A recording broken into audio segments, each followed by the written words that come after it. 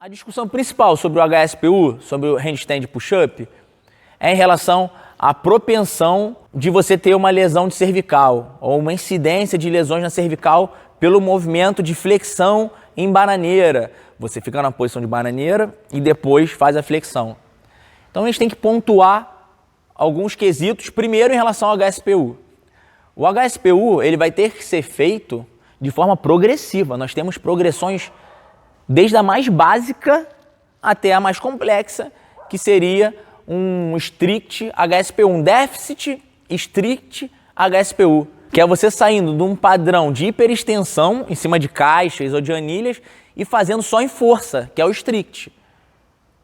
Mas a gente tem movimentos que são básicos do básico para poder o cara fazer um HSPU. Sabe qual é ele? Shoulder press, desenvolvimento de ombros. Vai ter seu aluno que vai falar assim, professor, eu não consigo ficar de cabeça para baixo, eu tenho labirintite. Vai fazer desenvolvimento de ombros. Professor, eu não consigo me segurar na posição de bananeira. Como você vai colocar um aluno para fazer HSPU se ele não consegue se segurar na posição de bananeira? Então, durante um grande tempo, pessoas adaptavam errado o HSPU. Professores adaptavam, eu não consigo entender, se você conseguir me explicar por que se adaptava a HSPU fazendo flexão, fazendo push-up. O padrão de movimento funcional do push-up, se a gente for pensar em movimento funcional, é uma empurrada na horizontal. É o empurrar na horizontal. Qual é a minha musculatura motor primária para esse movimento?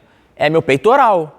Deltoide vai entrar, deltoide porção frontal, vai entrar estabilizadores ali em relação à escápula, que é meu serrátil, mas o meu motor primário é peitoral. Qual é o meu motor primário em relação à empurrada na vertical para cima? É trapézio e deltoide. Então não tem como eu falar que uma adaptação mais básica, se eu pegar a regressão, que a gente chama do movimento complexo, para o mais básico, o movimento a ser adaptado é uma flexão. Não existe. Pessoal, não existe isso. Ou então eu conheço uma outra educação física. Eu quero que vocês me expliquem por que se usa ainda a flexão. Se você usa, cara, para. Começa a pensar com um olhar crítico, porque às vezes, e eu sei que eu escutei, eu aprendi também com a flexão, eu falei assim, não faz sentido para mim, eu vou usar de outra forma. Mas a CrossFit, mas não sei quem prega que seja assim. Não existe isso. O que existe é a minha educação física, a minha bagagem que eu adquiri por pelo menos 4 anos de graduação. Depois, mais 1 ano e meio de graduação de novo para fazer um bacharelado. Depois, mais 1 ano e meio de pós-graduação. Depois, mais 2 anos de mestrado. Então, isso é a bagagem que conta. E não, de repente, um curso de 2 dias. E aí, voltando às progressões em relação ao HSPU. Depois que a pessoa consegue se sustentar em bananeira, na posição de handstand, vou fazer o pick push-up, que vocês vão entender o que é um HSPU no chão. Eu vou fazer a progressão na caixa. A gente começa a colocar um abmat. Então vocês vão ver que existem progressões. O aluno está avançado e conseguiu fazer toda essa sequência, ele agora está apto a fazer um HSPU na parede, ponto final.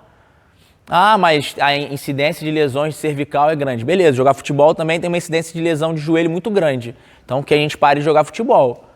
A musculação tem uma incidência de lesão em relação à rotação externa no ombro quando eu faço voador. Beleza, então que a gente pare. Então eu chamo isso de terrorismo científico ou terrorismo biomecânico. É colocar um terror em cima de algo que tem uma adaptação.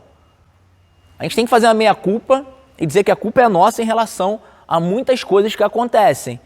Porque a gente não faz a progressão, não progride da forma correta.